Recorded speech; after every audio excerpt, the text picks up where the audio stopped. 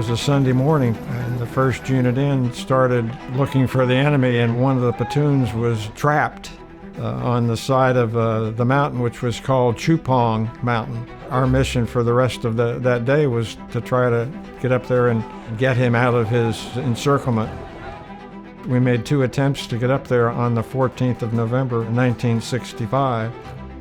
We were taking too many casualties, and so we had to pull back. We prepped our positions as we were moving forward with artillery and mortar fire to try to, silence the enemy, but the enemy was still there and still looking to try to get us.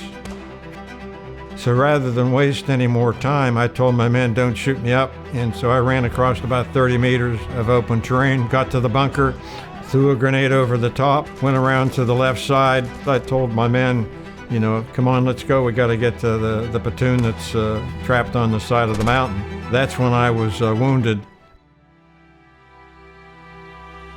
I got shot in the jaw. It went in my left jaw and deflected downward and underneath my right jaw and out. I was walking wounded, so they didn't have to carry me on a stretcher, which was good.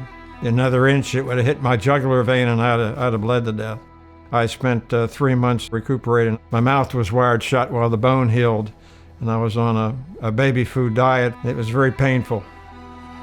After 3 days of intense fighting, we lost 79 soldiers killed in action and 121 wounded in action. I was one of the wounded out of 450 that went in the first day on the 14th.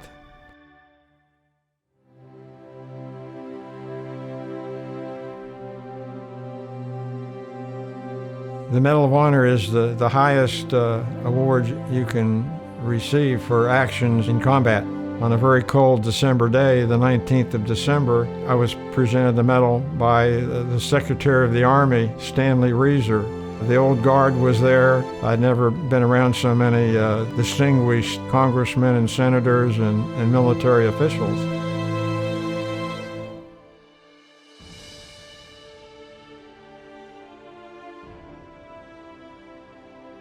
The book is written by my battalion commander, Hal Moore, and the only embedded reporter we had named Joe Galloway. They did a very good job of producing and writing that book.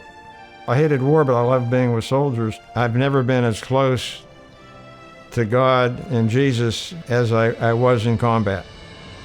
It's very important to have a very strong faith. But I grew up that way. I went to a Catholic grade school and high school and then went to a Catholic college. And I went to Mass often with my dad, before school, and always on Sunday. I decided to become a member of the Knights of Columbus because of my dad. He was the Grand Knight in our town in Washington, Pennsylvania. I still have his sword. I became a knight of that chapter and continued my membership, over 60 years. It's important for the Knights to exist because of what they do for their church and what they do for the community. The servicemen, wherever they're at, wherever they go, there's going to be Knights probably at the church they're in. I'm just blessed to be living in a great community here in North Carolina, and it's just a very special organization. I'm twice blessed.